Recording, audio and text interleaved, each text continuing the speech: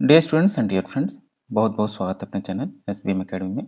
साथियों, आज अपने 40 का दम सीरीज के अंतर्गत नेक्स्ट पार्ट हम लोग लेकर हाजिर हैं और ये आपका जो वीडियो है TGT, PGT या GIC या GDC का एग्जाम दे रहे हैं उसके लिए बेहद महत्वपूर्ण है।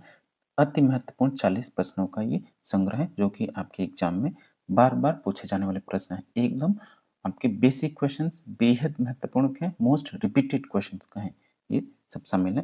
और ज़्यादा से ज़्यादा आपका 15 मिनट में इन 40 प्रश्नों को आपको रिकॉल करना है, रिवाइज करना है। तो चलिए शुरू करते हैं बिना देर किए।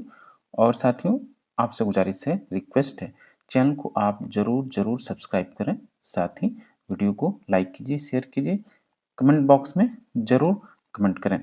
यदि कोई डाउट हो तो आप ये व्हाट्सएप नंबर है, इस पे व्हाट्सएप भी कर सकते हैं या आप टेलीग्राम चैनल से भी ज्वाइन हो सकते हैं जहाँ तमाम PDF फ्री में अवेलेबल है। चलिए शुरू करते हैं। पहला क्वेश्चन आज का इस सीरीज का, भारत के मुख्य चुनाव आयुक्त की अवधि कितनी है? बेहद महत्वपूर्ण क्वेश्चन, लोग इसमें कंफ्यूज हो जाते हैं। तो 5 वर्ष, 6 वर्ष या 65 वर्ष की आयु जो भी पहले हो, 5 वर्ष या 65 वर्ष की आयु जो भी पहले हो, 6 वर्ष या 70 वर्ष की आयु जो भी पहले हो। मुख्य निर्वाचन आयुक्त जो कि आपका चुनाव आयोग से संबंधित जो आपका आर्टिकल है 324 से लेकर 329 तक। और इसमें याद रखिएगा कि 3 सदस्यीय निकाय है ये, जिसमें एक मुख्य निर्वाचन आयोग और दो अन्य चुनाव आयुक्त होते हैं।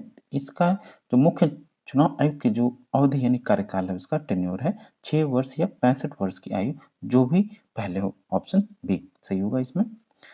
मुस्लिम लीग ने अलग राज्य पाकिस्तान के लिए सर्वप्रथम आवाज उठाई।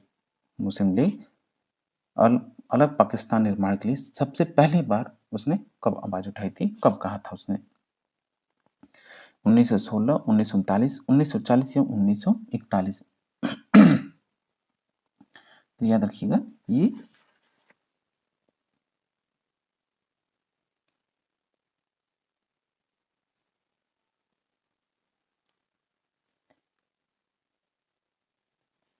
तो ये आपका 1940 होगा। 23 मार्च 1940, 23 मार्च 1940 को। और ये आपका लाहौर अधिवेशन था। और आपको पता ही है कि मुस्लिम लीग की स्थापना 1900 हो गई 30 दिसंबर 1906 को ढाका बांग्लादेश में की गई थी। ठीक, और इसका मुख्यालय भी बता सकते हैं चूंकि लखनऊ में था। नेक्स्ट क्वेश्चन है क्वेश्चन नंबर 3 कि लोक लेखा समिति, देखिए मैच करना है संसदीय समिति और लोक लेखा, उसमें सदस्यों की संख्या को मैच करना है आपको। तो आपको पता ही कि लोक लेखा समिति ने पब्लिक अकाउंट कमेटी में 22 सदस्य होते हैं, 15 और 7 का अनुपात है।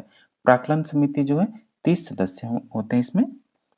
और विभाग से संबंधित स्थायी स्थायी संसदीय समिति जो है इसमें आपके 45 सदस्य होंगे। लोकसभा की व्यवस्था समिति 15 सदस्य होते हैं इसमें।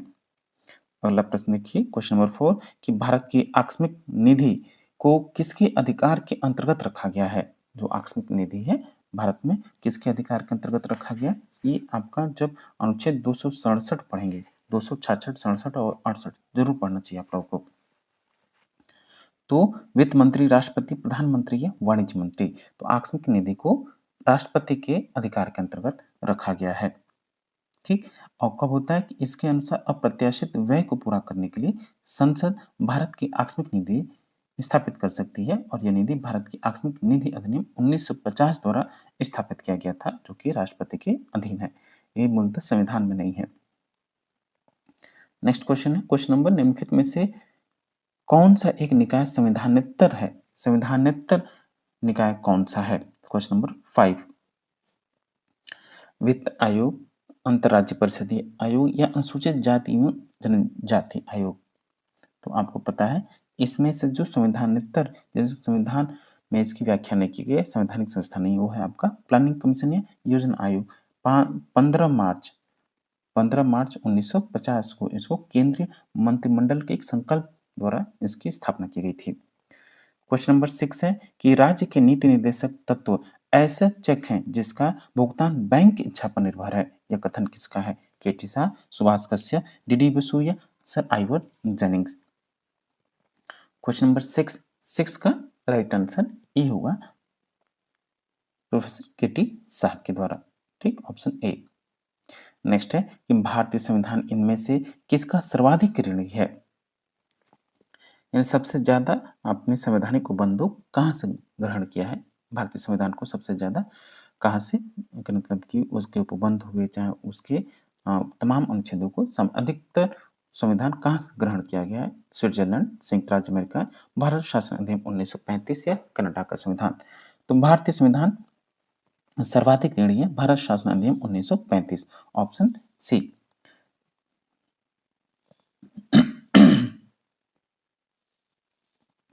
क्वेश्चन नंबर 8 की कैबिनेट मिशन प्लान के सदस्य थे, यानी कैबिनेट मिशन योजना के सदस्य कौन कौन से थे? तो कैबिनेट मिशन प्लान के अंतर्गत कौन कौन से लोग थे? तो आपको पता है कि 3 सदस्य था ये कैबिनेट मिशन 1946 में, जिसमें Lord Pethick Lawrence, sir Stafford Cripps और एवी अलेक्जेंडर शामिल थे इसमें। ऑप्शन ए होगा, स्टेफर्ड क्रिप्स होंगे, एवी अलेक्जेंडर और पैथिक लॉरेंस, ऑप्शन ए सही होगा। और इसका जो क्या काम था कि संविधान सभा के निर्माण सहित कई महत्वपूर्ण निर्णयों में इस समिति ने अपने राय दिए। संविधान सभा की प्रारूप समिति का अध्यक्ष कौन था? तो ड्राफ्टिंग कमेटी के जो चेयरमैन थे, आपको बेहद बेहद महत्वपूर्ण और मोस्ट रिपीटेड क्वेश्चन है, कॉमन क्वेश्चन, एकदम बेसिक क्वेश्चन है, बार बार पूछा ही जाता है। तो ड्राफ्टिंग कमेटी यानी प्रारूप समिति के अध्यक्ष डॉक्टर भीमराव अंबेडकर यानी doctor B are Ambedkar.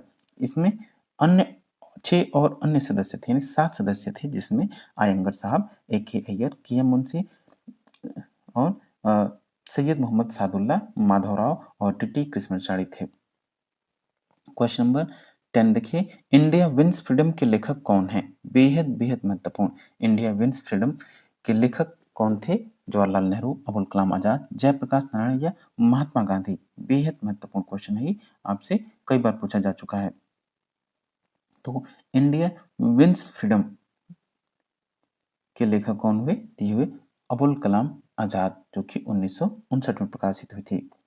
Question number 11, 1936 में इंडिपेंडेंट लेबर पार्टी के संस्थापक कौन थे? इंडिपेंडेंट लेबर पार्टी के संस्थापक कौन थे 1936 में?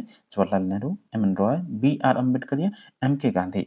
तो इंडिपेंडेंट लेबर पार्टी स्वतंत्र मजदूर जो दल था उसके संस्थापक हुए कौन? B R Ambedkar. Question number 12, cabinet mission योजना के अंतर्गत संवैधानिक सभा के चुनाव आयोजित किए गए। कैबिनेट मिशन ने संविधान सभा के गठन की बात की और संविधान सभा के सदस्यों के चुनाव के लिए चुनाव कब हुआ, ये पूछा गया आपसे। जुलाई 1946, दिसंबर 1946, जनवरी 1947 या अगस्त 1947? तो जुलाई और अगस्त महीने में 1946 में संविधान सभा के लिए चुनाव का आयोजन किया गया। ठीक, तो इसमें उस समय आपके कुल 389 सदस्य होने थे। तो मैं बता दूं आपको, ये जरूर नोट कर लीजिए, याद कर लीजिए। 292 भारतीय प्रांतों से थे और 93 आपके देशी रियासतों से थे और 4 कितने कहाँ से थे? कमिश्नरी प्रांतों से थे। 4 चीफ कमिश्नरी प्रांतों से थे। तो 4 3 7 2 9 9 9 18 1 19 2 1 3, तो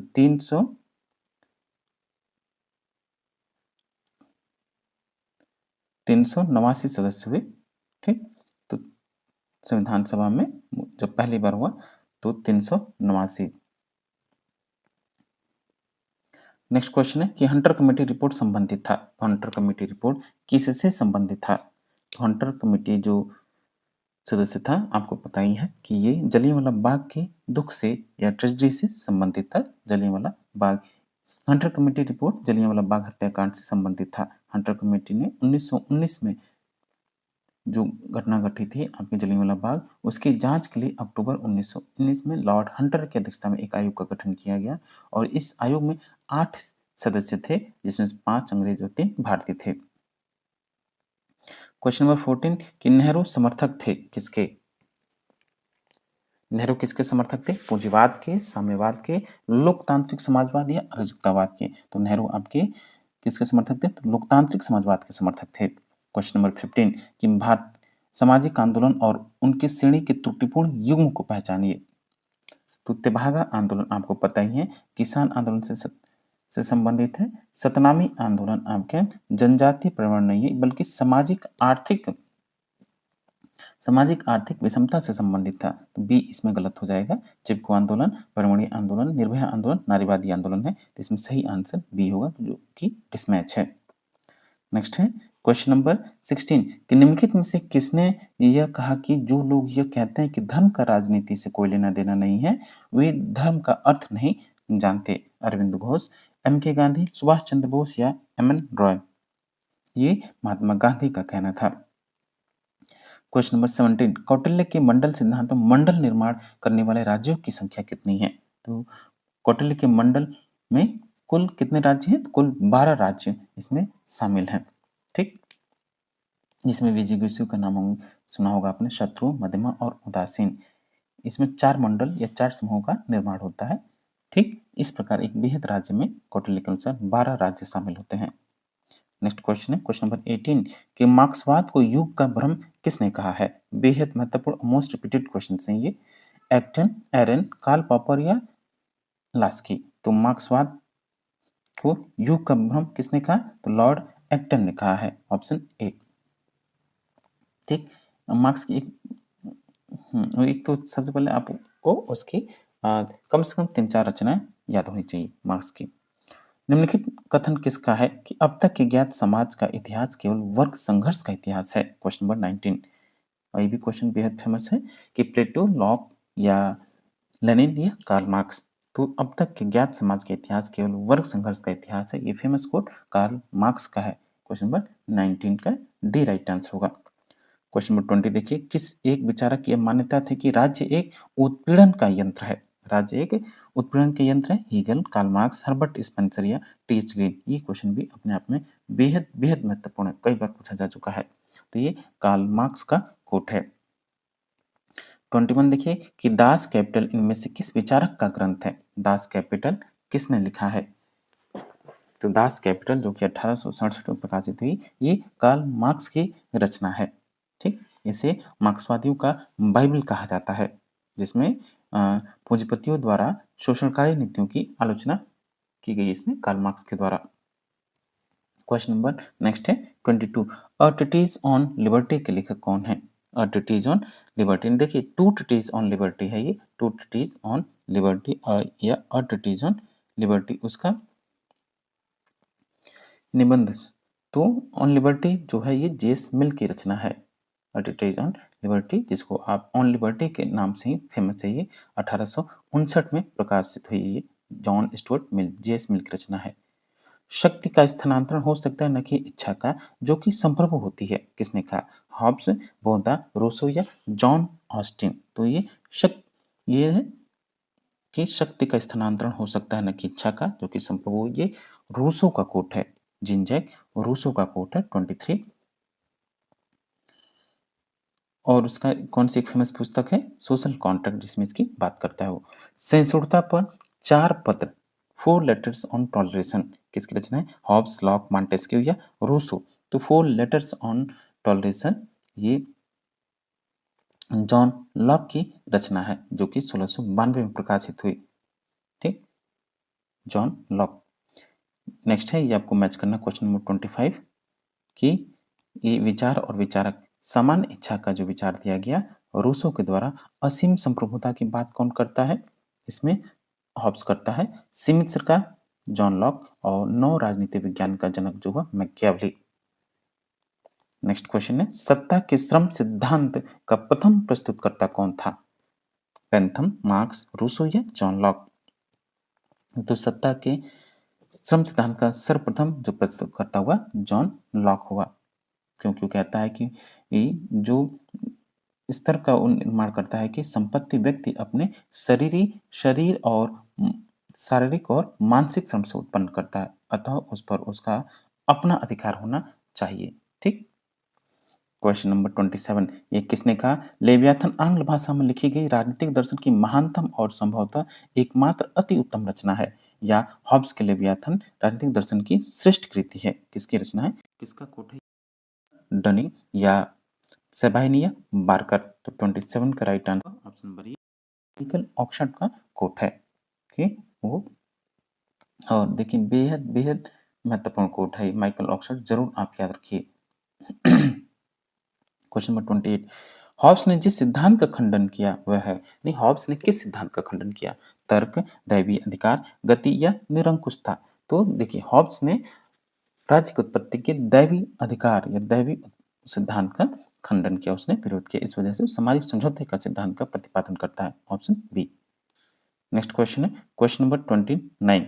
साथियों, आपसे एक बार फिर से मैं गुजारिश करना चाहूँगा, यदि अब तक आपने चैनल को सब्सक्राइब नहीं किया तो सबसे पहले आप चैनल को सब्सक्राइब कीजिए और साथ ही बेल आइकन को प्रेस कर लीजिए। और साथियों, अगर आप टीजीटी, पीजीटी या आप जीआईसी की तैयारी कर रहे हैं, चाहे आप यूपी के स्टूडेंट हो, चाहे आप बीपीएससी टीआरई 4 की तैयारी कर रहे हो, देखिए, यूपी में इस बार तो 2026 में मतलब कि दिसंबर तक आपका भर्ती, दिसंबर जनवरी तक भर्ती करके ज्वाइनिंग भी कराना है। तो ये 2026 आपके लिए मतलब कि एकदम सुनहरा अवसर लाने वाला है। और साथ ही बिहार में तो वहीं थोड़ा सा मेहनत कीजिए, ज़्यादा नहीं, और लेकिन रोज़ उसमें कंटिन्यूटी बरकरार रखिए, निरंतरता, सततता उसमें लाए रखिए। हो सकता है कि आपका प्री मेंस 2 पेपर हो सके, या ये भी हो सकता है कि देखिए अभी क्लियर नहीं है, शासनादेश कोई जारी नहीं हुआ है, खासकर बीपीएससी के लिए, लेकिन संभवतः उसमें प्री मेंस हो, रिटन हो। और यूपी में कि आपका हो सकता है कि टीजीटी, पीजीटी में जीएस भी शामिल हो सकता है ये भी कि नेगेटिव मार्क्स भी शामिल हो। तो आइए देखिए क्वेश्चन नंबर 29। निम्न में से कौन सी कृति मार्क्स एवं एंजल्स की है? कार्ल मार्क्स और फ्रेडरिक एंजल की संयुक्त रचना कौन सी है? 29 तो ये होगा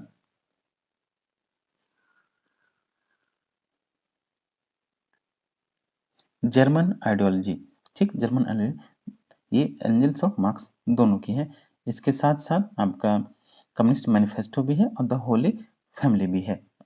रिवॉल्यूशन एंड काउंटर रिवॉल्यूशन, ठीक, और civil war in United States, ठीक, तो ये संयुक्त रचना है कार्ल मार्क्स और फ्रेडरिक एंजल्स की। क्वेश्चन नंबर 30 कि स्वतंत्र भारत का ऐसा पहला राज्य कौन था जिसमें जोड़ तोड़ और दल बदल के बाद उसकी सरकार बनी? राजस्थान, पेप्सू, आंध्र प्रदेश या मद्रास? तो क्वेश्चन नंबर 30 हुआ पेप्सू। पेप्सू के अंतर्गत ये पहली बार गठबंधन की सरकार बनी, जोड़ तोड़ की सरकार बनी। क्वेश्चन नंबर 31 देखिए कि किस राजनीतिक दार्शनिक ने कहा कि मानव स्वतंत्र पैदा हुआ था और वह हर जगह जंजीरों में है, जो स्वयं को दूसरों का मालिक समझते हैं वे उनसे भी ज्यादा दास हैं? प्लेटो, बोधा, जीन जैक रूसो या जॉन लॉक? किसका कोट है? और बेहद महत्वपूर्ण कोट है ये जीन जैक रूसो का कोट है। मताधिकार का यह सिद्धांत अधिकांश देशों द्वारा अपनाया गया है, कौन सा? यानी मताधिकार का कौन सा सिद्धांत या तरीका अधिकतर देशों में है, मोस्टली स्टेट्स में है? कौन सा सिद्धांत मताधिकार का? ये होगा आपका आयु आधारित। भारत में जैसे कि 18 वर्ष है, जापान में 25 वर्ष है, और आपका अ, ब्रिटेन, अमेरिका और भारत में 18 वर्ष है। ठीक, जर्मनी में 20 वर्ष, जापान में 25 वर्ष। तो आयु के आधार पर अधिकांश देशों में मताधिकार का सिद्धांत लागू किया गया है। क्वेश्चन नंबर 33 देखिए, निम्न में कौन सा नौ उदारवाद से संबंधित विचारक है? नौ उदारवाद से संबंधित कौन है? F A Hayek, Milton Friedman, Robert Nozick या उपयुक्त सभी? तो याद रखिएगा, नौ उदारवादी विचारक हेयक, फ्रीडमैन और नॉजिक तीनों ही हैं, तो डी होगा उपयुक्त सभी। क्वेश्चन नंबर 34 की वेल्थ ऑफ नेशन किसकी रचना है? बेहद महत्वपूर्ण, ये पॉलिटिकल इकोनॉमी के तहत पूछा जाता है आपसे बस।